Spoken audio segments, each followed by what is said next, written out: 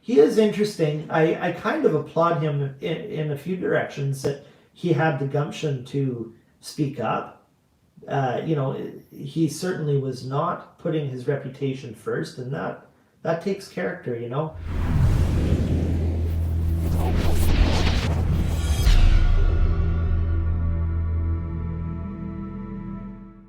Great stuff, by the way. Your last question, though, Jay Wallaby, this was in the lead up, my community post of this live stream. You had asked something. My thoughts on Rolf Furuli or his book. I haven't read it yet. I did take a fairly close, I would say maybe 10 minutes sort of perusing at certainly the liner notes and the contents. It certainly seems, he's a bright guy, there's no denying that. He's very intelligent. But he's obviously looking at things from a galaxy away from where I'm looking at things. He's a biblical scholar, which of course that kind of to me is, I know there's a lot of defenses for the Bible and so on, but there's a few things that I think a lot of older folks are so committed to the Bible just because of the profound cultural impact it's had. And so it's very difficult to see outside of that matrix. I'm not going to be like typical atheists who say, that the Bible endorsed slavery, because just as an example, or overtly condemns homosexuality, or takes a position on pro-life legislation or pro-choice legislation, even though there are scriptures that at first blush seem very compelling in that direction, and many Christians feel they're committed to those positions. But I don't think that the scriptures, why I'm not the type of person to say, the Bible outrightly endorsed slavery, is because for the context of the time, it was a very progressive arrangement. Slavery was an economic fact of the ancient world, and that's just one example, right? If anything, they were offered, the Mosaic Law offered people an opportunity to work off debts, and for a system that was very benighted, very ignorant, very superstitious, it was actually quite liberal for its time. It was a step in the direction of our modern world. And so now that totally reframes the Bible, doesn't it? Because an argument that witnesses make for the Bible is, even though polygamy seemed to be acceptable in the Bible, they say, that doesn't mean that God endorsed it. He just tolerated it. You know what I mean? And so, again, if you're an atheist who thinks that the Bible does endorse slavery and, homophobia and all of this, discrimination of all kinds, I'm more of the view that the Bible can be twisted to say whatever you want. But a lot of people, they put so much value, Rolf Furuli, we're still talking about him, by the way. He seems of the mindset that, this cultural impact that it's had is so profound that we just can't turn our backs on it. And so I'm right out of the gate, I'm kind of on the opposite side of that, Look online at the Dead Sea Scrolls, these vellum documents that are so old and incomplete. And yes, I know that the defense for that from a scholar like him would be something like, no document 3,500 years old, certainly tracing back to the oldest parts of the Bible, are going to be, they'd have to be scribed in rock, and even then they'd be worn away. So how do you preserve the tradition, the oral tradition? There were very defend that there are very meticulous scholars that kept up records throughout the years, and so enough is there in the vellum documents, the Dead Sea Scrolls, that they coordinate very much with the modern Testament of the Bible, modern translations, and they say, so we have good reason to believe that the palimpsest, the parts that are missing or obscured, are accurate in the Bible, the parts that weren't. But again, it's that to me, it still doesn't square, So I appreciate where he's coming from, but Rolf Furuli, I think he's looking from a very antiquated point of view, and I'm probably not the most objective person, but neither is he. I just don't think that the Bible that there's a good enough evidence out there to support that it's divine, certainly that it's even historically accurate. And as you know, if you're going to accept that it's historically accurate, there's still a long distance to go to say that it's divine, right? So those are my thoughts on Rolf Furuli's book. He is interesting. I kind of applaud him in a few directions, that he had the gumption to speak up. He certainly was not putting his reputation first, and that takes character, Outside of that, I don't know much about the guy. I watched, I think, most of that one video that he put out. I think I was talking more about mental illness, about witness in the witness groups, in the witness community.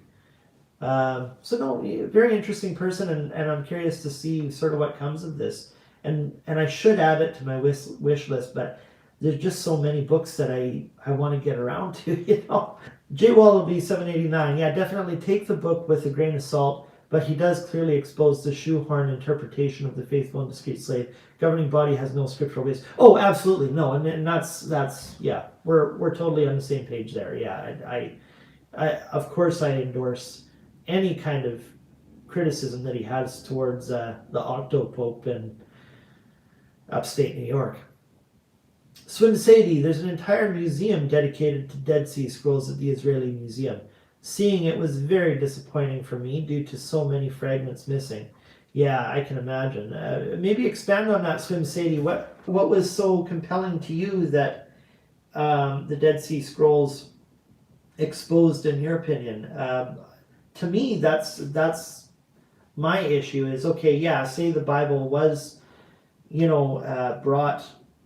Was very meticulously kept up to date, and the fact is nothing is going to last thousands of years, no record whatsoever. So what do you expect? I just still think that we can't even agree on a present interpretation. We can't even agree on the right interpretation of the Constitution of the United States. Like there are legal scholars that debate, all manner of things about the Constitution, what the founding fathers meant. For example, the first few words of the Constitution, we the people. Are we talking about we the people of 1776? Or are we talking about we the people for the whole lifespan of the United States of America? That completely reframes how you interpret the Constitution. Well, how much more so? I mean, that document's only 200 and some years, right? Like the Bible, the latest revision of the Bible is something like 400 years after Christ, right? I think. I'm kind of fuzzy on this. And we rely very much on the Catholic Church, for the Bible in its modern day, that the Gospels were hobbled together properly and all the rest of it. Thank you so much, AC, for the $5. Oh my God, you guys are so generous. I love you so much. We rely so much on the Catholic Church that the Gospels, basically the entire Christian Greek scriptures, were put together properly, how much skepticism does that cast on the Bible in itself, let alone the Hebrew and Aramaic scriptures? So I recognize I have an atheist bias, and take this for what you will, but I'm not convinced that the Bible is historically accurate, first of all, and certainly it's a long distance from that to go to the divine part of what people claim. So that's my views. I do have a bias, though. I get it, but we all do. Swim Sadie, as we know, even punctuation can change meaning. There are entire sections missing, not to mention missing words on virtually every segment. Yeah, I know, and that's what's so disturbing about it, right? And so you do have to take it on faith that they've, the scribes over the years have kept this up. But there's great contradiction among Bible scholars, even the Quran. This was really insightful here. I read this a few years back. This is one interpretation of the Quran. Okay? Now, you have the Arabic. What I liked so much about this is a very respected scholarly version of the Quran. You have all the original Arabic in there, in the margins. And there's still a great amount of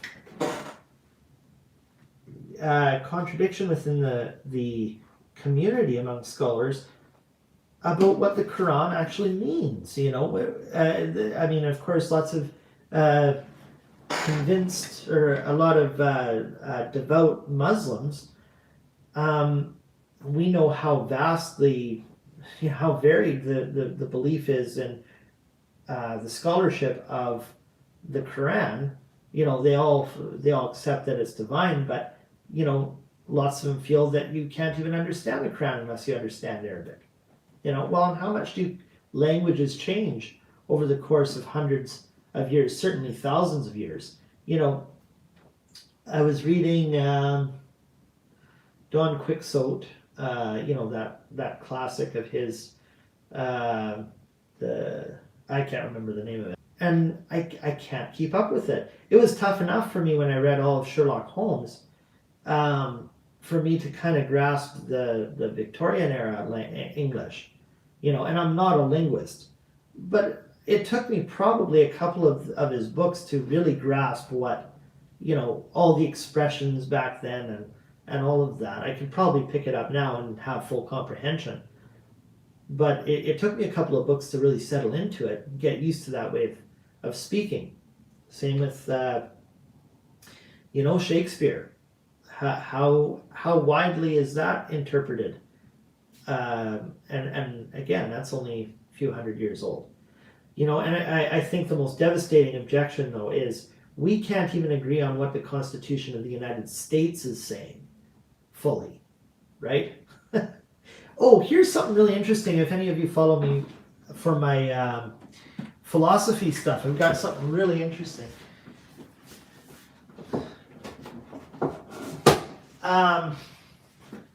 I've been watching a fair amount of Ronald Dworkin because I'm such a fan of Thomas Nagel. And he's dead now.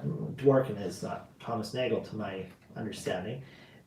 He was such a bright guy, and he did a lecture on what interpretation is. I think in a future video, when how I split these up into other videos, I'm going to release this one, and then in the description, I will tag the video for Dworkin on interpretation, this brilliant lecture that he gave. And he was talking about the interpretation of art and how you see through different periods of time how at one time this piece of art looked, full of gaiety and happiness and revelry and like beautiful revelry, parties and stuff.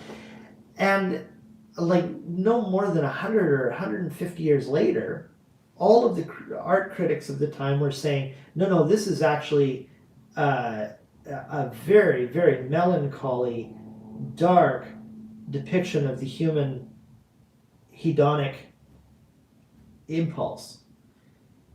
So we can't even agree from one century to the next on what art is saying. This is another fascinating thing I think about just with biblical interpretation, but think of the music of Eminem. For his time, he was considered homophobic when he first came out, and then he did that big thing, at the music awards there with Elton John, and people thought because of what he said, that he was racist and stuff like this, and now he's a champion of sexually diverse lifestyles and the marginalized groups and races out there. So that's only transpired over the course of 20 years. We completely revise our conception, our interpretation of history itself. This is why I find philosophy just so satisfying to read about, is because we think we're all sharing the same reality, and we're just, to a very large extent, we're not.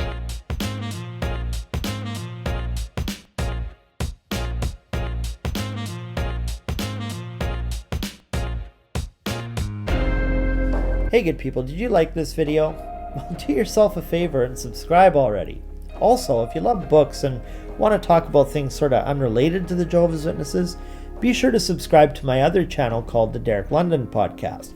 Click this little button right here to do that, alright? And I'll see you over there. I'm out. Peace.